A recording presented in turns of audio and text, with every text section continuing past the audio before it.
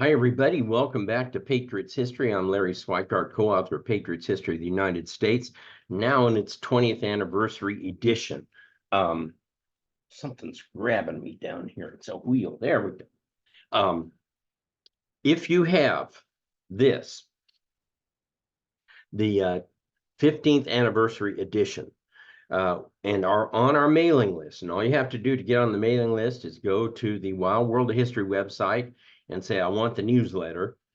We will send you a free copy, PDF, of the 20th anniversary edition of Patriots History of the United States. That's a new chapter, free, that goes from 2018 to 2023, but it also goes all the way back through the book and has about 20 pages of inserted material from new research that I found, new stuff that's really good, that would have expanded the book. They wouldn't have allowed us to put it in there.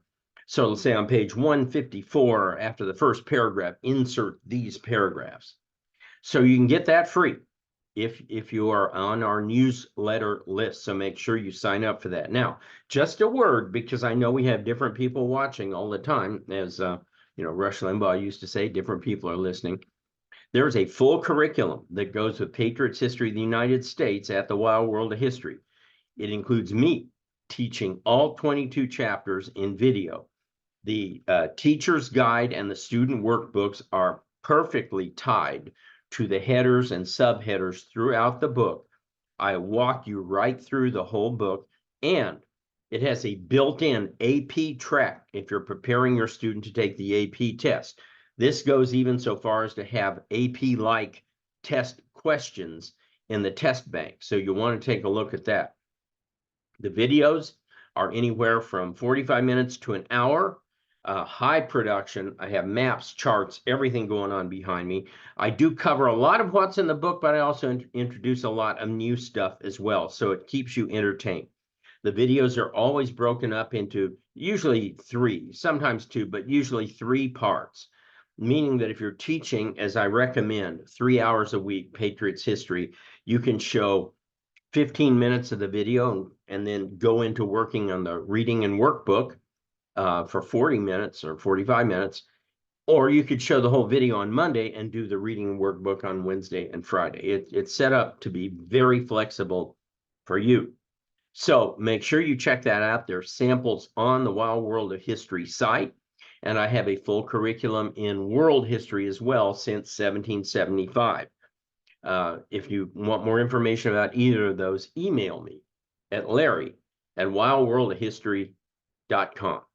All right, so we are in the Civil War. We kind of almost started shooting, not quite.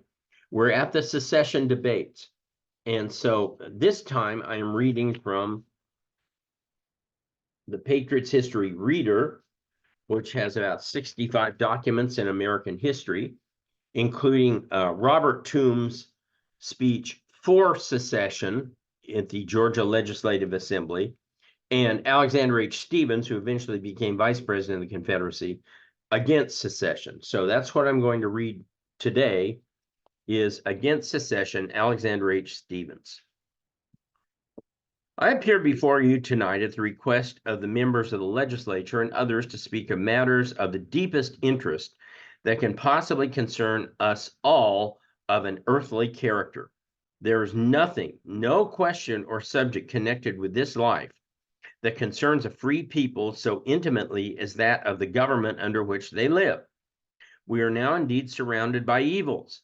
Never since I entered upon the public stage has this country been so environed with difficulties and dangers that threaten the public peace and the very existence of society as now. I do not appear before you at my own insistence. It is not to gratify desire of my own that I am here. Had I consulted my own ease and pleasure, I should not be before you.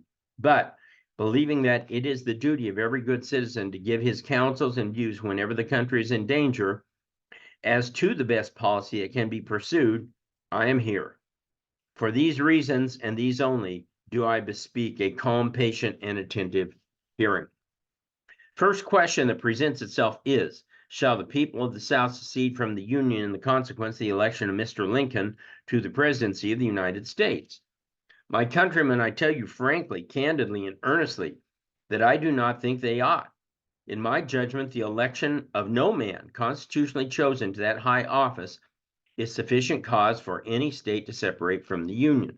Let's just revisit the fact that the reason Lincoln was elected was that there was a four-way race, and the South refused to back Stephen Douglas. Now, it's all what if and who knows.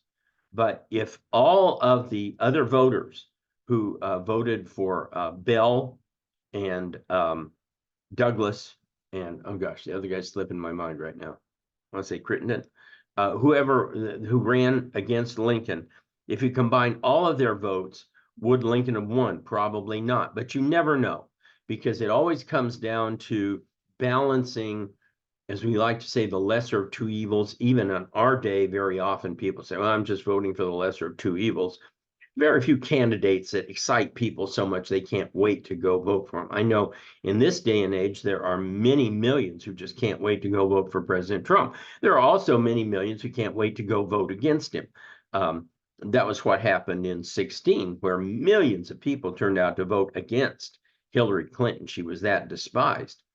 But every once in a while, a candidate kind of unites the people, like Reagan did in 1984, or George H.W. Bush did in 1988, where you get these overwhelming victories. But the days of unanimous endorsements are pretty much gone. So the important thing to note here is that Stevens admits and says and testifies the fact that this was a constitutional election and Lincoln won fair and square. He should have said, if you guys had been a little smarter in how you voted, he might not have won. To make a point of resistance to the government, to withdraw from it because a man has been constitutionally elected, he says for the second time, puts us in the wrong. We are pledged to maintain the Constitution. Now notice, by the way, I hate to keep stopping, but notice, because there's a lot of lessons for our time here. Notice that there was never a challenge as to whether there was fraud involved. That's a different matter. He would not be supporting it if Lincoln was fraudulently elected. Rather, Stevens admits, no, Lincoln was constitutionally elected. He got the most votes of the four candidates. So it's different when you had President Trump and you had a lot of allegations, and I would say a lot of proof of fraud, as to saying we need to sit down and look at this before we just crown a new president here. We're pledged to maintain the Constitution. Many of us have sworn to support it. Can we, therefore, for the mere election of a man to the presidency, and that, too, in accordance with the prescribed forms of the Constitution, make a point of resistance to the government without becoming the breakers of that sacred instrument ourselves, withdraw ourselves from it? Would we not be in the wrong? So let me again go back to this. George W. Bush was protested by all sorts of Democrats who claimed without any evidence at all, and they didn't even try to manufacture any evidence that he had somehow stolen the election. And Al Gore tried to maintain in 2000 that Bush wasn't constitutionally elected, and recount after recount actually expanded Bush's numbers. So once again, it's a difference in talking about, is there fraud involved, as opposed to saying we just don't like the guy who happened to be elected, so we're not going to support him. Now, this kind of raises another issue that I brought up a long time ago in our lessons, and that is in the times of Paul, when the Apostle Paul was writing about being obedient to rulers and so on and so forth, because they are given by God. Well, at that time, the ruler, the only rulers they had ever known or had ever seen, were emperors and kings. That was it. They had not even conceived of such a thing as a democracy, let alone a representative democracy, let alone one that had a constitution. I submit to you, as I said earlier, that the United States is ruled by no man or woman It's ruled by the Constitution. Our allegiance is to the Constitution. So our allegiance is not to any person in the Oval Office. Quite the contrary, all of the oaths of office by our armed service members is to the Constitution of the United States, not to a president. So my interpretation of that passage in Romans is that Paul was speaking of a system that he didn't yet know existed, which was that the Constitution is given by God, and we are to uphold and follow that. It's not the person. The person, when Hitler was not given by God. I'm sorry, my personal interpretation of Scripture. Hitler was not given by God. All right. Okay, anyway. Whatever fate is to befall this country, let it never be laid to the charge of the people of the South, and especially the people of Georgia, that we were untrue to our national engagements. Let the fault and the wrong be upon others. If all our hopes are to be blasted, if the Republic is to go down, let us be found at the last moment standing on the deck with the Constitution of the United States waving over our heads. Amen, brother. I'd like to take this guy out to coffee. It wouldn't be Starbucks. I might take him to Dutch Brothers. Let the fanatics of the North break the Constitution if such is their fell purpose. Let the responsibility be upon them. Well, it would be the fanatics of South Carolina, they're Al. That's who's going to break it. I shall speak presently more of their acts, but let not the South, let us not be the ones to commit the aggression. We went to the election with the people. The result was different than what we wished, but the election has been constitutionally held. Were we to make a point of resistance to the government and go out of the Union on that account, the record would be made up hereafter against us. Now let's go back to 2016. Again, you had Jill Stein at the backing of Hillary Clinton and many others trying to stop Donald Trump from getting the electoral votes that he won fair and square, and nobody claimed fraud. There was no real claim of mysterious ballots of counting in 5 separate states being shut down simultaneously, of hundreds of thousands of mysterious ballots appearing after the election that just also happened. 90% of all seemed to go to one guy. There was none of that. He's not talking about that.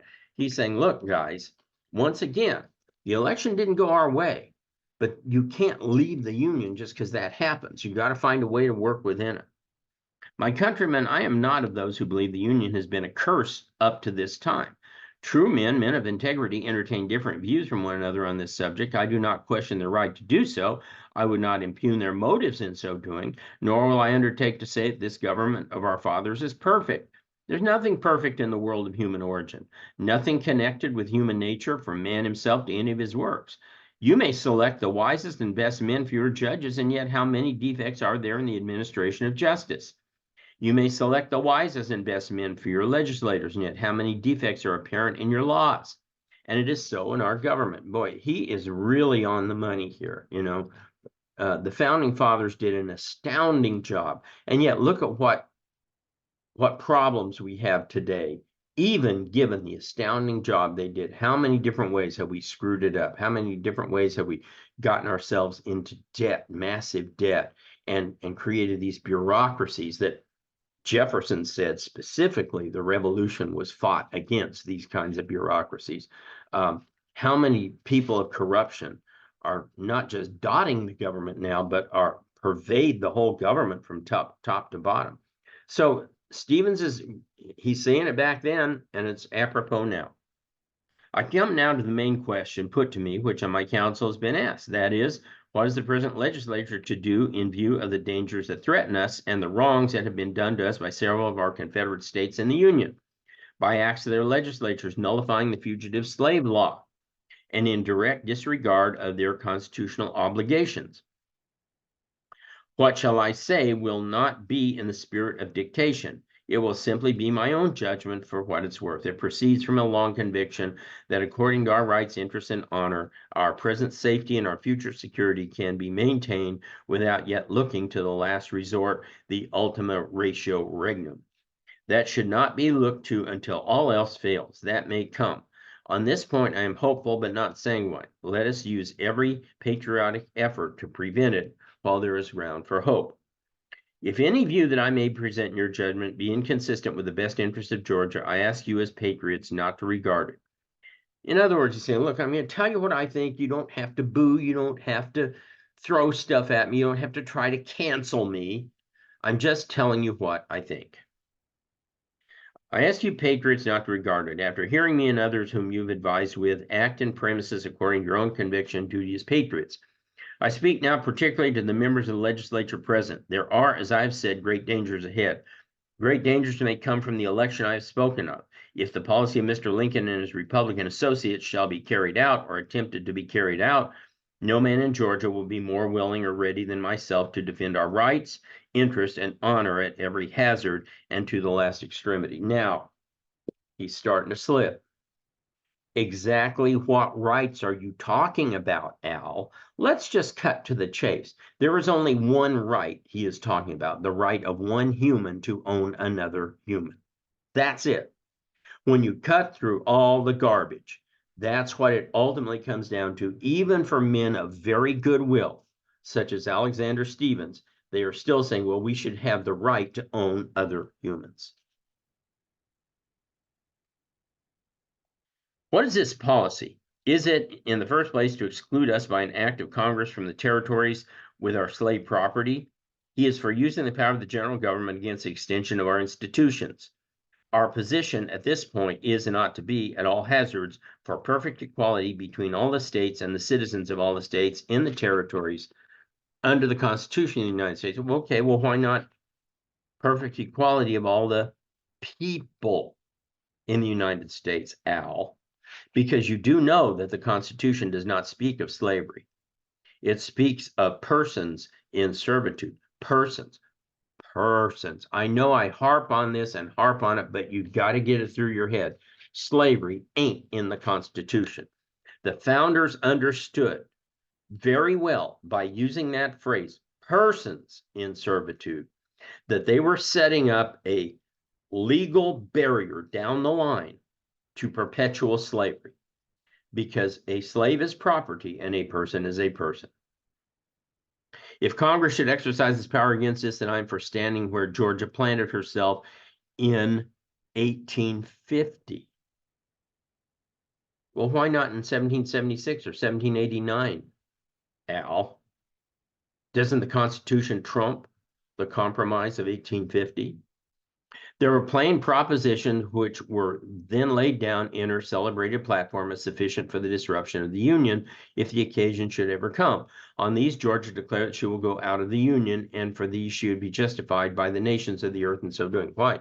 And why are you justified in leaving to protect only one right, which is the right to own another person? You see, they always want to obfuscate and emit a giant smokescreen here and try to act like it's all these states' rights. They have no interest in any other right than the right to own a person. Northern states have violated their plighted faith. What ought we to do in view of this? That's the question. What is to be done? Interesting that Lenin had a pamphlet that was very incendiary called Что делать? What is to be done? By the law of nations, you would have a right to demand the carrying out of this article of agreement, fugitive slave law, and I do not see that it should be otherwise with respect to the states of the Union. By the way, the fugitive slave what? The fugitive slave what? The fugitive slave law. What do you know about a law? Laws have been repealed. So even now, he's on slippery ground, because if he's saying, well, we need to obey the law, well, fine. What happens if a new Congress changes the law? Are you going to obey that law too and gets rid of the Fugitive Slave Act? Because it's not a constitutional amendment. See, he's in trouble. I mean, his heart's in the right place in terms of the Union, but he's still part of this Southern mentality that views people as property.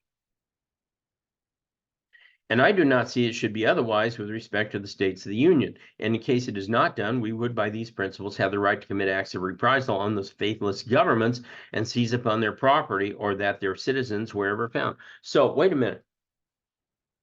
If they aren't going to enforce the fugitive slave law, which is popular sovereignty, that is, the states have the right, Al, to enforce or not enforce laws they agree with, right, Al? I mean, that's what you're saying. It's a state's right, right?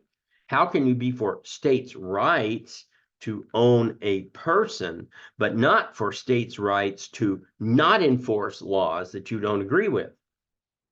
See, and both of those need to be rejected. This is why we had Black Looters Matter and fascist Antifa running wild in the streets. That's why people are occupying all these universities and so forth, in many cases because you had mayors, governors, school administrators who just won't enforce laws because they don't agree with them. That's exactly what Lincoln preached against. The states of this union stand upon the same footing with foreign nations in this respect, but by the law of nations we are equally bound before proceeding to violent measures to set forth our grievances before the offending government, to give them an opportunity to redress the wrong. Has our state yet done this? I think not. Excuse me. We have a legislature, we have a Congress, we have a Senate. What are you going to do, Al, when, as more and more free states come into the Union, they vote to repeal the Fugitive Slave Act, which they would. There's no question at all. Had war not intervened, within 10 years, fugitive slave law would have been repealed. So what do you do then? You all high and mighty talking about you have to respect states' rights. Well, the states have the right to repeal the very law that they passed, don't they? Let us therefore not act hastily in this matter. Let your committee on the state of the republic make out a bill of grievances. Let it be sent by the governor to the faithless states. And if reason and argument shall be tried in vain, all shall fail to induce them to return to their constitutional obligations. I would be for retaliatory measures, such as the governor suggested to you. This mode of resistance in the Union is our power. It might be effectual, and in the last resort, we would be justified in the eyes of nations, not only in separating from them, but by using force. Well, actually, they weren't justified in the eyes of nations. No nation allied with the Confederate States of the Union. Not England, not France, not Holland, not Russia, not China, nobody. So apparently the laws of nations were that the Confederacy was wrong. I view all of these questions of difficulty. Let a convention of the people of Georgia be called, to which they will be referred. Let the sovereignty of the people speak. Now, wait a minute. Hold on, Al. My mind is buzzing. You just said, let the people be sovereign. So aren't the people of Indiana sovereign if they choose not to enforce the fugitive slave law? Laws don't have to be enforced. Lincoln said they should be, absolutely, but they don't have to be. We've seen with sanctuary cities in our own time how mayors and governors just flaunt the law. Oh yeah, let the illegal criminal invaders arrive. They're okay. Let people go around doing the knockout game on the New York City streets. That's okay. We'll let violent offenders out with probation. That's okay. We don't need to enforce the laws. Are the people sovereign or not? See, it's going to work against you, Al. If the people are sovereign, then A, they don't have to enforce the Fugitive Slave Act, and B, as soon as they get enough of them, which they will repeal it. He hadn't thought this through very well. Should Georgia determine to go out of the Union, I speak for one, though my views might not agree with them, wherever the result may be, I shall bow to the will of her people. Their cause is my cause, and their destiny is my destiny, and I trust this will be the ultimate course of all. The greatest curse that can befall a free people is civil war. Yes, it is. I am for exhausting all that patriotism can demand before taking that last step. I would invite, therefore, South Carolina to a conference. I would ask the same of the other southern states, that if the evil has got beyond our control, which God in his mercy grant may not be the case, let us not be divided among ourselves, but if possible, secure the united cooperation of all the southern states, and then, in the face of the civilized world, we may justify our action, and with the wrong all on the other side, we can appeal to God of battles to aid us in our cause. Well, when they did secede, the other nations all said, no, you guys are wrong. We stand with the Union. And it should be said, so did 4 border states that had slaves: Missouri, Kentucky, Maryland, and eventually West Virginia. All of them had slaves, but all of them stood with the Union. So the Southern position could not even consolidate all of the slaveholding states to its banner. That's how weak it was. That's how weak the grounding of this Confederacy was. If all this fails, we shall at least have the satisfaction of knowing that we have done our duty and that all patriotism would require. Okay. So that's where we're going to stop today. I mean, I hate to beat up on poor Al. His heart's in the right place some of the time. But it just goes to show you how even a fairly decent guy who obviously loves the United States has been so blinded by the whole structure of what they call the peculiar institution of slavery that he's making arguments that are just nonsensical.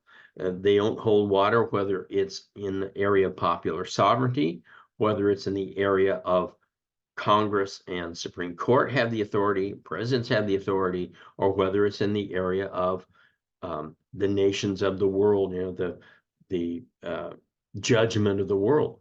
They lose on all those grounds. So, but I thought you should hear both sides of that secession debate. Okay, I will come back next time and we'll take back up in reading Patriot's history itself. Until then, I'll see you later.